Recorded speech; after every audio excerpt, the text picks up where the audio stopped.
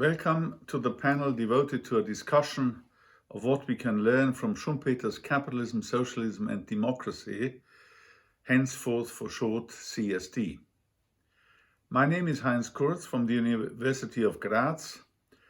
I'm most grateful to our panelists, Professor Mariana Mazzucato from University College London, Professor Nobel Laureate Joseph Stiglitz from Columbia University, and my colleague, Professor Richard Sturm, Chair of the Graz Schumpeter Center, for joining me on this event.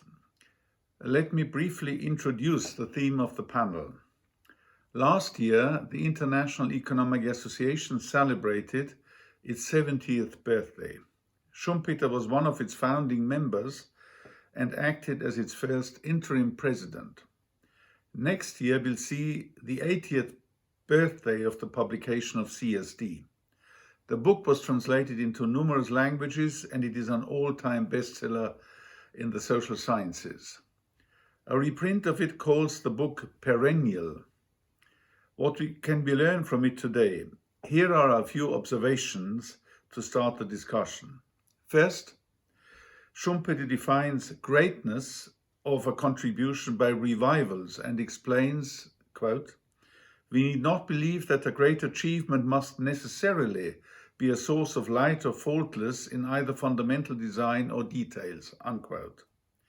What matters is whether or not the themes it discusses and the ideas it advocates fall into oblivion.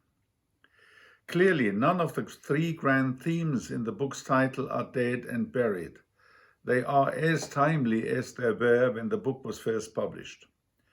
Schumpeter's book is a source of light, but it is far from being faultless in details, and some of its main propositions are difficult to sustain.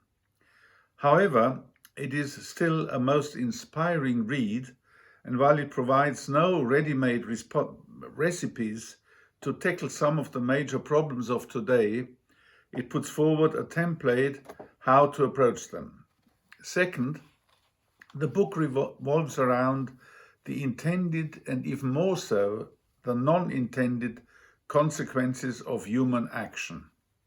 More precisely, Schumpeter's book is about the self-transformation of societies and especially whether there is reason to presume that capitalism will be replaced by socialism, which Schumpeter's answers in the positive, or so it seems, as we shall see.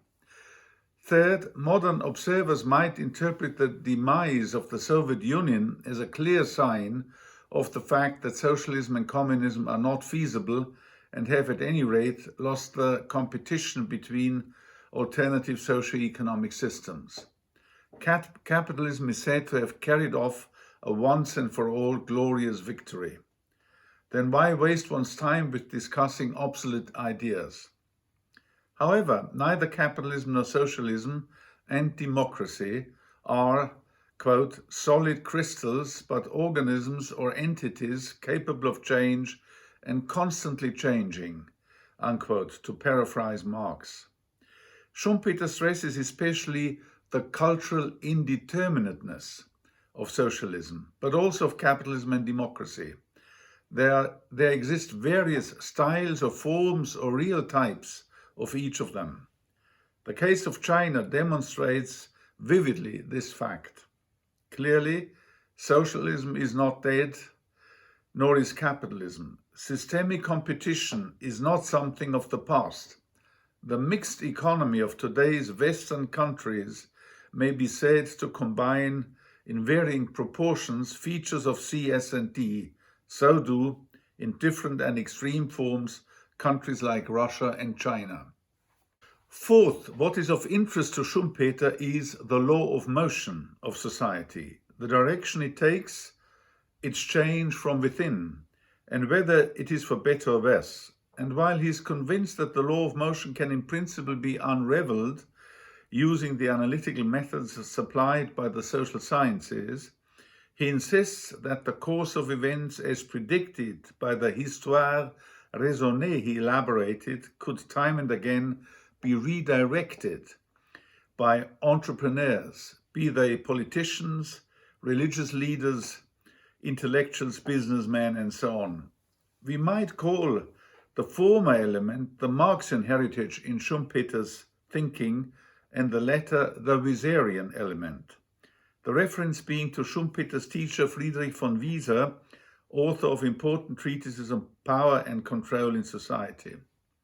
In my interpretation, in C, S, and D, Schumpeter expects the book to bring about leaders that manage to stop the transition into socialism via bureaucratization, capital concentration, and trustification.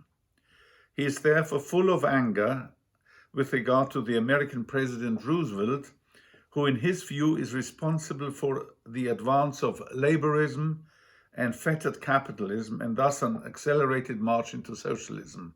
His judgment about Roosevelt, however, is very, very problematic. Fifth, why was Schumpeter so wrong in some respects? In my view, many of the problems today and then revolve around the growing importance of public or quasi-public goods and public bads, respectively. Yet these play a relatively modest role in Schumpeter's overall reasoning, who focuses attention on private goods and plays down public ones. In this regard, he can be said to follow major representatives of the Austrian School of Economics, who were generally inclined to belittle or even ignore causes of market failure. Therefore, one cannot expect much from his book in this regard. Sixth, a case in point are environmental problems and climate change. They play hardly any role in Schumpeter's considerations, not to speak of the danger of the extinction of humankind, addressed, for example, by Stephen Hawking in his notebooks by Marx some 60 years before C, S, and D. Had there been a serious problem to Schumpeter, he would probably have responded by pointing towards the central figure of his narrative, which is the Homo inventivus, not the Homo economicus.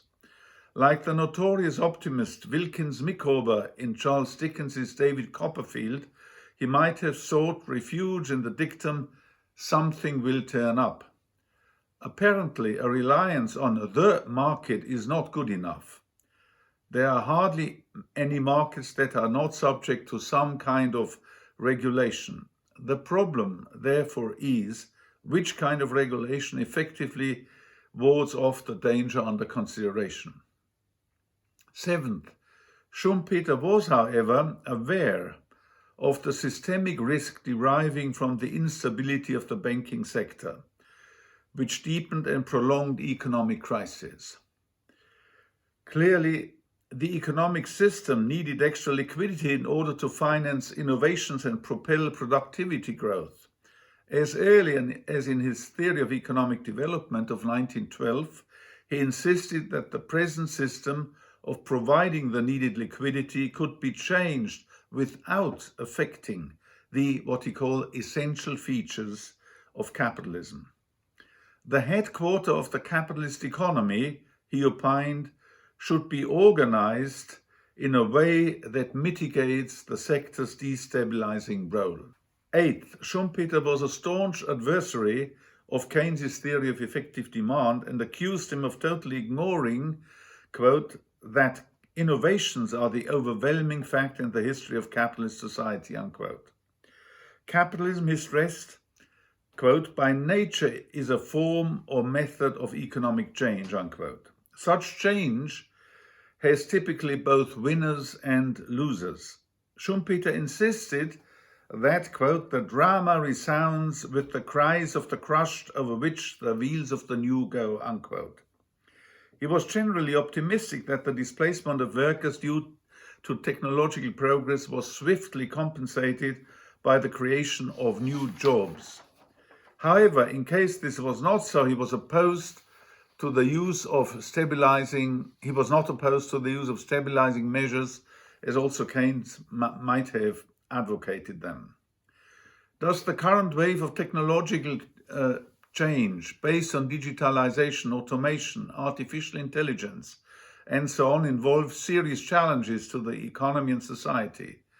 Ricardo, interestingly enough, contemplated the virtual end state of the process of mechanization and wrote, quote, "If machinery could do all the work that labor now does, there would be no demand for labor. Nobody would be entitled to consume anything who was not a capitalist and who could not buy or hire a machine," unquote. This formulation puts the problems, I think, very neatly. Ninth, what can be done in case persistent technological unemployment and social deprivation of large parts of society accompany the diffusion of new technologies? Such changes ought to be organized in an inclusive way that minimizes the number of losers and the size of the losses they incur. Interestingly, Schumpeter stressed that, quote, "spectacular prizes, much greater than would have been necessary to call forth a particular effort, are thrown to a small minority of winners," unquote. The innovations typically generate larger additions to the real social product than the losses experienced in the process of creative destruction. Therefore, the winners could and ought to compensate the losers. This appears to be a precondition of the stability of society and the well-being of its members. If this condition is not met, democracy runs the risk of getting perverted and degenerating to an empty shell. Schumpeter's view of democracy was sober and in places even cynical, and certainly not enthusiastic. The main reason for this is that he thought that the mental and psychic limitations of man can be exploited by people obsessed with the love of power and control. George Orwell wrote, quote, "Reality exists in the human mind and nowhere else," unquote. Recent events, not only in the United States, provide compelling evidence of the truth of this proposition, and they also point towards the enormous manipulability of the human mind. Wieser and Schumpeter were fully aware of this. What matters is capturing the minds of people.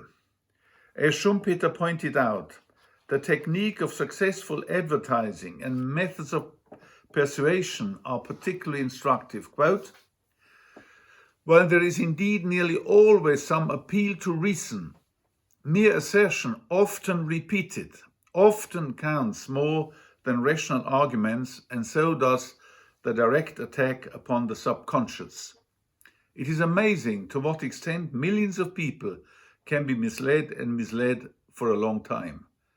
Thank you very much indeed. Our next speaker is Mariana Mazzucato.